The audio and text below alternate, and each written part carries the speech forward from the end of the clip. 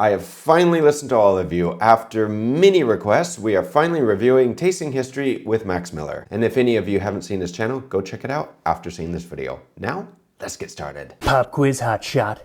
What's the Pope's favorite pizza topping? I actually don't know. But in 1570, it might have been rosewater and sugar.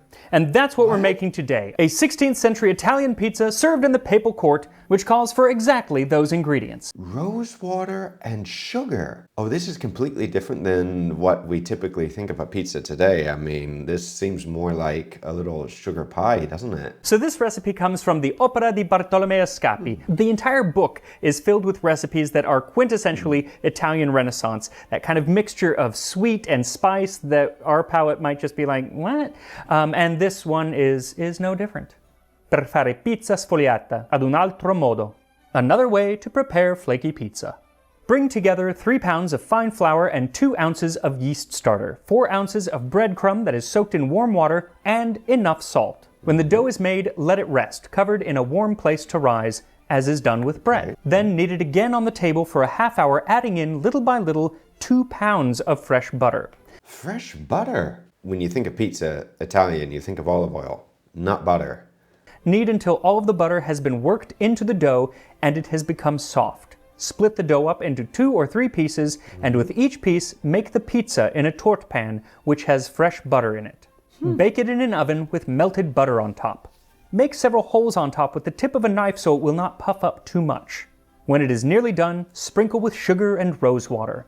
This pastry should be baked slowly and serve it hot. So does that sound at all like a pizza to you? No, it doesn't. It honestly sounds more like a pastry or a pie. But frankly, the definition of pizza is kind of weird. I mean, look at Chicago-style pizza. It's basically soup. Max, oh, cheap shot at Chicago pizza. I mean, Chicago pizza can be difficult to eat because it's a deep dish pizza. It's very thick. There's a lot of toppings in it. But a soup? Maybe not a soup. Anyway, for this recipe, what you'll need is 4 cups or 480 grams of bread flour, a quarter cup or 60 grams of high yeast biga. This will need to have a much higher yeast and flour content than your typical sourdough starter, so it might take you a little while to make that or just add in more yeast. If you just want to use dried yeast, I'd use about a teaspoon. And if you're going to be using fresh yeast, you'll need about 3 teaspoons, more or less a 3-to-1 ratio. And you need to check and make sure that it's not expired because that does make a big difference. And if anybody doesn't know what biga is, this is something you make ahead of time that you ferment, that you add to, say, a pizza, and it starts the fermentation process. 6 tablespoons or 60 grams of breadcrumbs soaked in 1 cup or 120 milliliters of warm water. An additional half cup of water. 2 teaspoons of salt. 1 pound or 400 grams of unsalted butter. 1 pound of butter! No, honestly, the butter surprises me because when I think of pizza, I don't think of you're going to be adding a pound of butter to the dough.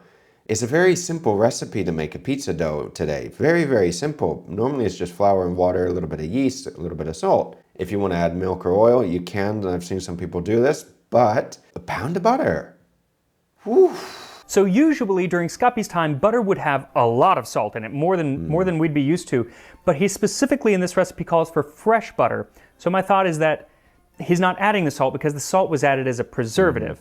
I don't know that, but he also calls out salt individually in the recipe, so we're doing unsalted butter and just adding salt where we need. Now Max did do a good thing here. He paid attention because fresh butter shouldn't be salted. This is why a lot of chefs don't want pre-salted butter. We don't use it because it's very difficult to manage the salt levels when you add it to a recipe. It's much better to add it separately, that we can actually control the amount of salt or seasoning that we add to that recipe. So we normally use unsalted butter. 2 tablespoons of melted butter, 1 tablespoon of sugar, and 1 teaspoon of rosewater. Now you'll notice that these are not the exact quantities that Scappi called for because he must be making a pizza to feed, well, the entire papal court, which he probably was. I cut everything in half, and it's still a lot of dough. So first, whisk the salt into the flour, then add your yeast and soaked breadcrumbs, and then mix everything together. Then add in the additional half cup of water, but only as much as you need to make it form a dough. You know, the funny thing is that this consistency so far was better than the recipe that we tested with Adams. And when I'm talking about Adam, I mean the recipe. I'm not talking about him, just the recipe. But that recipe was off completely. If you want to see that video, be sure to check it out. This dough ends up being super, super sticky once you add in all of the butter. So don't add any more water than you need to get it to come together. If you need to add more later on, you can, but it's going to be real sticky. Then knead the dough for about 10 minutes until the dough starts to smooth out. Then put it in a lightly greased bowl and cover, allowing it to double in size. If you're going to be working with a dough that's very heavily buttered, it can be very difficult to work with. So if you're going to be making like croissants, or you're going to be making anything with puff pastry, anything with a lot of butter, it's a better idea to keep chilling it. Or you use a stand mixer, because even though it will still create friction, you're not going to be heating the dough up as much with your hands. This also matters. Once the dough is risen, punch it down and turn it out onto a lightly floured surface. Stretch it into a square or rectangle and scatter a few pieces of butter on top, then fold it over to cover the butter. Seems like he's making puff pastry. Then knead it until the butter is fully incorporated. Then do this again, and again, and again until all of the butter is incorporated. Pro tip, use a stand mixer if you got it. Something tells me that Max had enough of this recipe. Like, I don't think he enjoyed it too much, or he probably didn't expect it to be so laborious, like a lot of effort, no? You can just see the expression in his face, like, get a stand mixer. Also, as you add butter into this dough, it is going to get super, super sticky. And if it becomes too sticky to work with, which it probably will at some point, just add some more flour. 1 or 2 tablespoons at a time, just to keep it, in dough form rather than like liquid butter form.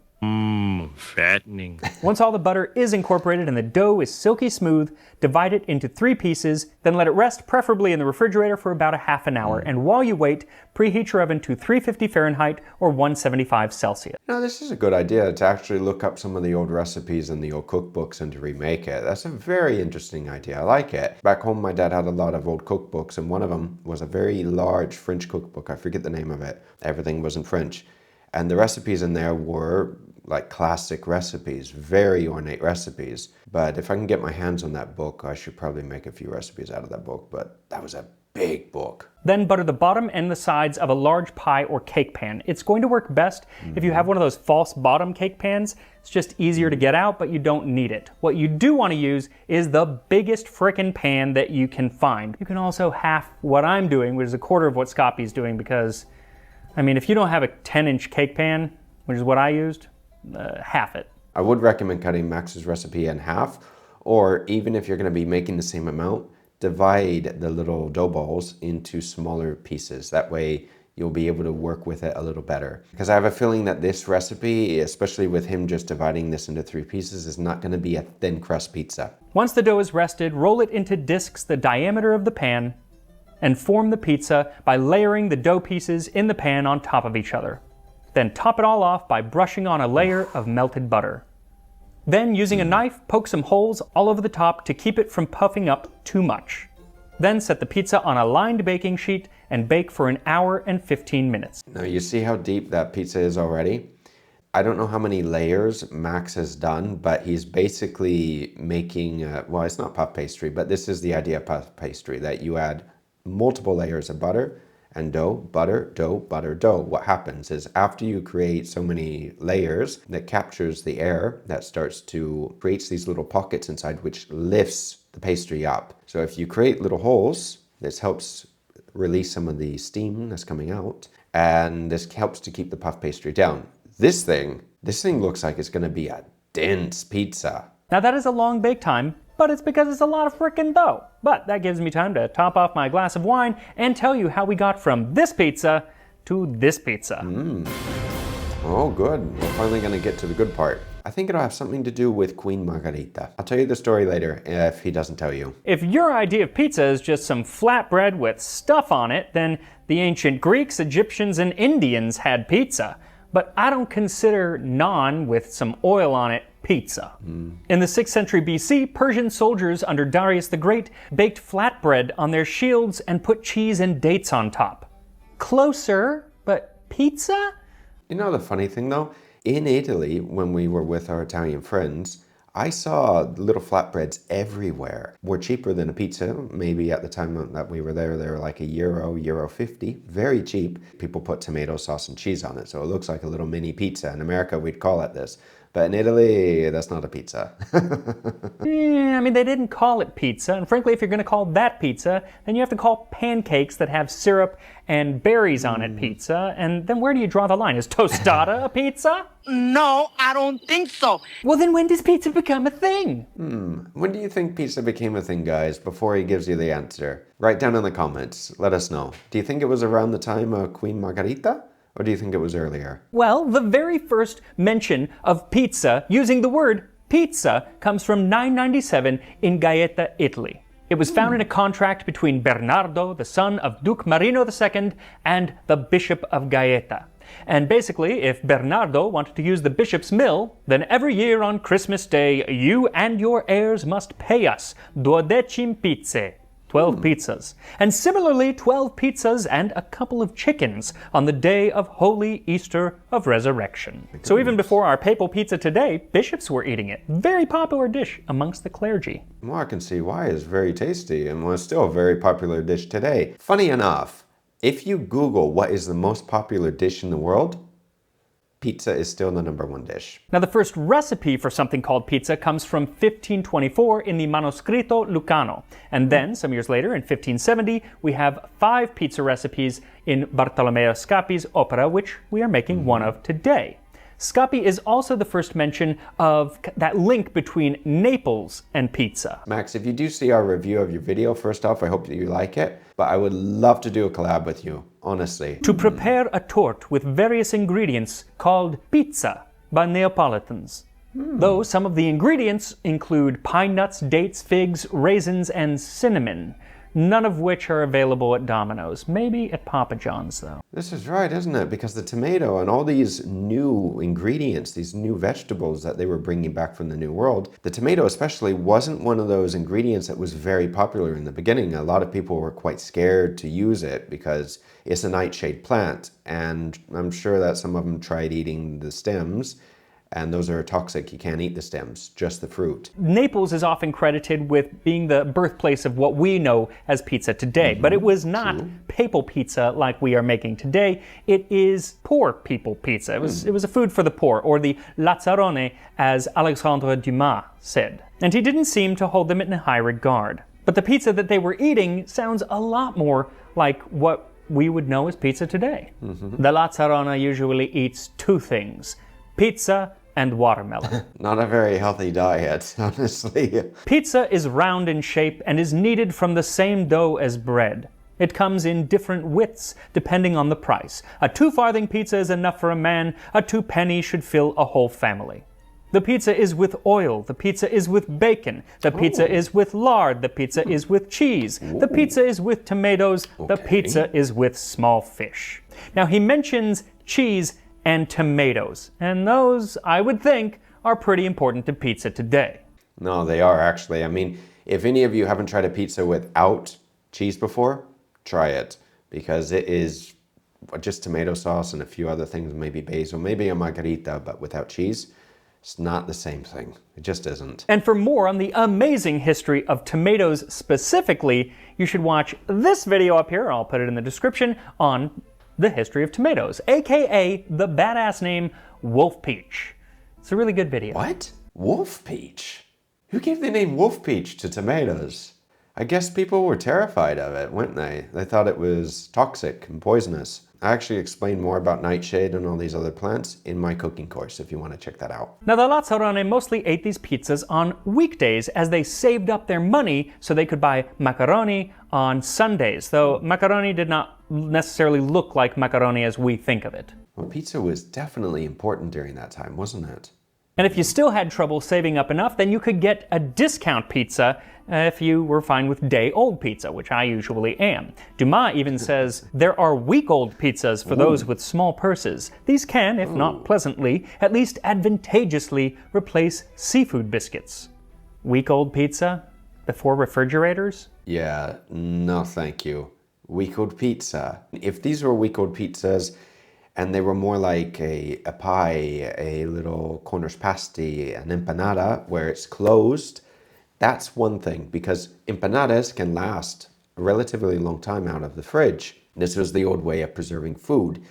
But an open-faced pizza with fish on top and everything, and it's sitting there, especially in summer, and it's hot. And mind you, in Naples, in Italy, in summer, it gets super hot. It can get above 40 degrees. Oh, it had to be rotten. Refrigerators have helped a lot. They really have. I'm guessing it was one of these pizzas that prompted Samuel Morse, the inventor of the telegraph, to describe pizza as a species of most nauseating cake covered over with slices of pomodoro or tomatoes and sprinkled with little fish and black pepper and I know not what other ingredients. It altogether looks like a piece of bread that had been taken reeking out of the sewer. That was probably just a piece of Chicago-style deep dish. Ooh, fighting words. Somebody tells me that Max doesn't like Chicago pizza. That's 2 for 2 now. Probably imagine a little pizza reeking. Like the smell had to be extremely overpowering, especially if you have like little anchovies or sardines and that's been sitting out for 1 week straight. Then again, the fish, if they were putting little fish on there, were probably heavily salted, but they had to have a really strong flavor. Now, in general, the pizza was not looked on with high regard, and Dumas even says, you can't eat a pizza without risking suffocation. Was Dumas a drama queen or severely gluten intolerant? You decide. Though I do wonder if Dumas actually mixed up this week-old pizza with pizza a otto, which was basically you got fresh pizza today, but you had to pay for it 8 days later, like layaway or the payday lenders of 19th century Naples. Oh, interesting. Oh, that would make sense, wouldn't it? So you eat now, pay later. That's kind of what people are starting to do now, aren't they, with groceries? They're starting to buy now and then pay later. Now, these pizzas tended to be small, kind of personal-sized pizzas that were sold on the streets by street vendors, though there were some more reputable locations where you could eat pizza, including a tavern that was founded in the 18th century called Pizzeria di Pietro e Basta Così, which translates roughly to the most stereotypically Italian-sounding name ever. Peter's Pizza Place, and that's enough. If anybody speaks Italian, is that exactly what it translates to? Like, seriously, is Max doing a good job? Because if so, that's very like what you expect a pizza place to be named. How great is that? And it is in this shop, later renamed Pizzeria Brandi, where we get pizza's most famous origin story. I've been there. We didn't eat there because, again, my friends being locals said that that place, even though it's the most famous, the quality is not as good as the other places that I ate in Naples. 50 Calò was one of the pizza places, and the pizzas there were excellent, but they were a lot more expensive than the other places around the city, because when we went to Sorbillo, if I pronounced that right, the pizzas there, again, were excellent, but they only cost like $4.50, $5, or €5. It's probably, well, it's definitely not completely true. It's probably somewhat true, but here it is. In 1889, Umberto I, king of a recently unified Italy, and his wife, Queen Margherita, decided to branch out from the French cuisine of the palace and headed to Naples, where they commissioned Raffaele Esposito, the then owner of Pizzeria Brandi, to make 3 pizzas. One with lard, one with fish, and one with basil, tomato, and fresh mozzarella. Queen Margherita tried the first pizza and said, this pizza is too fatty. She tried the second pizza and said, this pizza is too fishy. Finally, she tried the third pizza, the one with mozzarella, tomato, and basil, and she said, this pizza is just right. And thus was born the Pizza Margherita. Sounds more like the story of the 3 little pigs or the 3 bears. There are many different creation stories of how they think the Margherita pizza was created. A lot of them revolve around Queen Margherita, but the one that I heard was that they were commissioning, or the chef, the pizza chef, had to come up with an idea on how to represent a newly unified Italy, so he came up with the idea of the basil, tomato, and cheese to represent the new flag or the colors of Italy. The Margherita pizza in Italy has a lot of flavor, it's tasty, and I've said this before, but outside of Italy, it's bland. It even had the 3 colori, or colors, of the Italian flag: green basil, white mozzarella, and red tomatoes. Again, probably not entirely true. Well, it's definitely not entirely true, but There might be some truth to it, but Naples says that this is how it happened, and the story is just too good not to accept without question.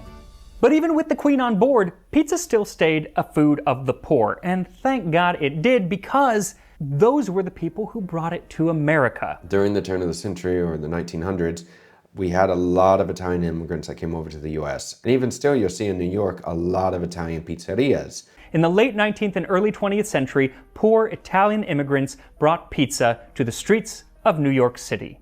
Now, pizza was being sold all over the streets of New York, especially in Little Italy, but the first place that is credited with the first pizza, because they went and got a license, that's why, is called Lombardi's on Spring and Mott Street in Little Italy, and that is just 1 block from my first New York apartment. It was so small, great area, but it was so small that my bedroom door could not open all the way because I had a twin bed in there, and that got in the way. So, could you really call it a bedroom if it can't fit a bed? You could just take the door off and then, have more open space. The strange thing is that I don't know why, but a lot of modern hotels, not just in Europe, but in other places as well, they're starting to completely eliminate the separate bathroom.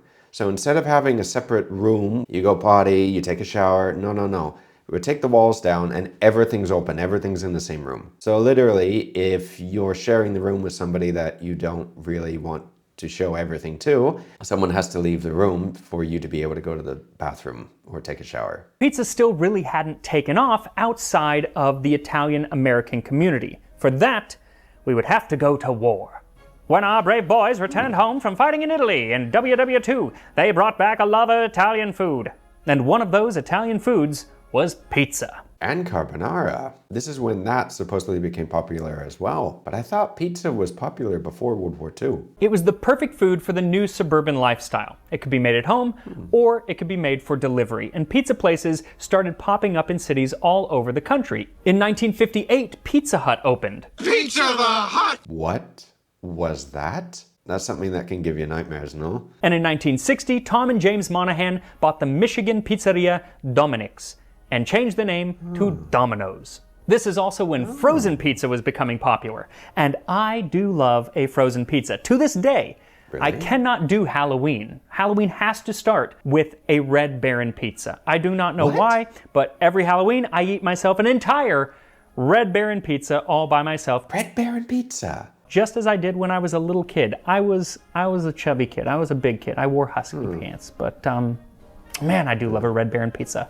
I only do it once a year now, though. Oh my goodness. I remember eating Red Baron pizza when I was a kid, and I never liked it. It was too thin. It didn't seem like you got your money's worth out of it. I preferred DiGiorno's as a kid, but then again, DiGiorno's was a little bready. It wasn't thin crust. But the Red Barons that I had, every time I baked a pizza, it felt like, well, it was the oven as well, that the bottom would crisp up a lot more than the top, and it would be like a biscuit. What's interesting is that back in Old Italy, pizza still hadn't really gotten out of Naples and a few other places like Sicily. The funny thing about Italy is that a lot of dishes are very regional. Like, you wouldn't think that they're regional. Risotto's regional. No, but it is. Risotto's eaten more in the north, and pizza, well, now it's international, but in the older days, pizza was more just in the south. But when American tourists started showing up in Italy and they wanted pizza and Pisa, the other parts of Italy had to step up and start making their own kinds of pizza. And it didn't go great at first. Well, some of the places are still struggling to make a Napolitana pizza. Literally, when you go to Italy, you will not get the same sort of pizza everywhere in the country. I remember the worst pizza that I ever had in Italy was in Venice. It was horrible. It was like a cracker. I sat down at the restaurant, ordered pizza. I thought it would be pretty standard.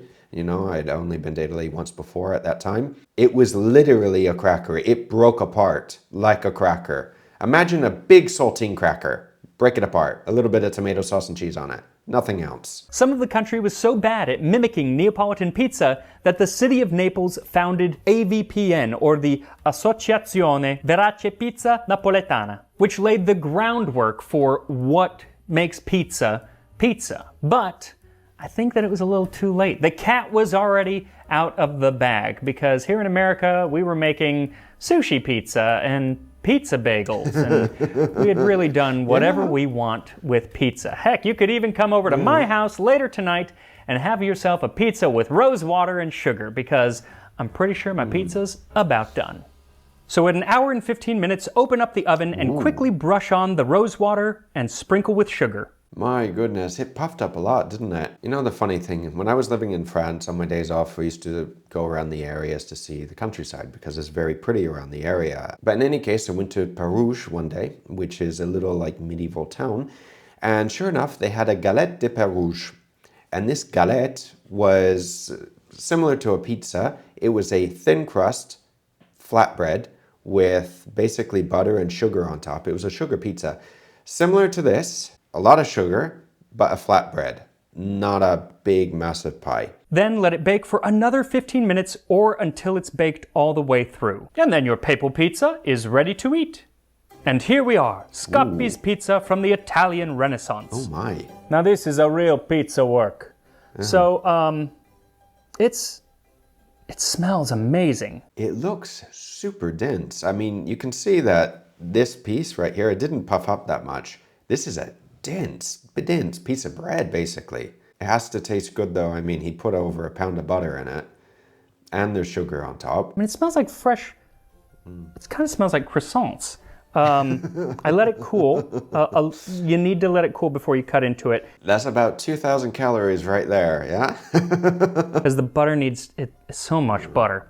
Here we go. Let's give this a taste. Buttery. I'm not sure. It's gonna be fine.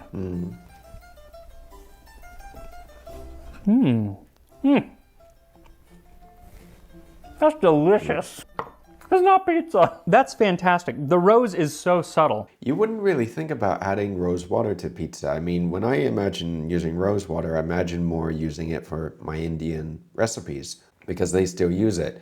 In Western recipes, we don't typically use it. That's wonderful. Wow. I would make it thinner next time. I'd do like a half of my recipe. I really think that that's probably the way to go. This is nice, but oh my God, it's so much bread. Yep. You know, we're not gonna eat this. This is when you need a lot of friends and you need to invite them over. If you have an Italian friend, don't tell them that that's pizza or you may get something thrown at you. Ma che stai facendo? Provo l'ananas sulla Ma che pizza. sei scemo? Is it pizza? No. I mean, it's called pizza, but I think it would be like if somebody said, "Hey, are you a doctor?" And I said, "Yes, I'm a doctor." And then they found out I'm a doctor of, you know, like the oboe performance or something like that. I mean, yeah, I'm a doctor, but I'm not a doctor. Yeah. By the way, I'm not a doctor of anything, so that's just a story. Me personally, if someone were to give me this and say that this is a pizza, me, and I'm sure a lot of Italians today, would not agree with that. Like, they wouldn't. When I think of a pizza, I don't think of something super sweet, first of all. And I don't think of half a pound or a pound of butter, either. Like, honestly, I think of basil, tomato, I think of cheese. This is the typical thing that I'm sure most of us think about when we think of a pizza, which is a modern pizza. This is some really good pizza. Just, you know, don't tell your friends that it's pizza. They'll think you're crazy. Instead, tell them this is pizza, which is also delicious, and this is what I'm gonna have for dinner tonight. I shouldn't have reviewed this. Now I want a pizza for dinner. Don't forget to give the video a like and a share, guys, and until next time, take care.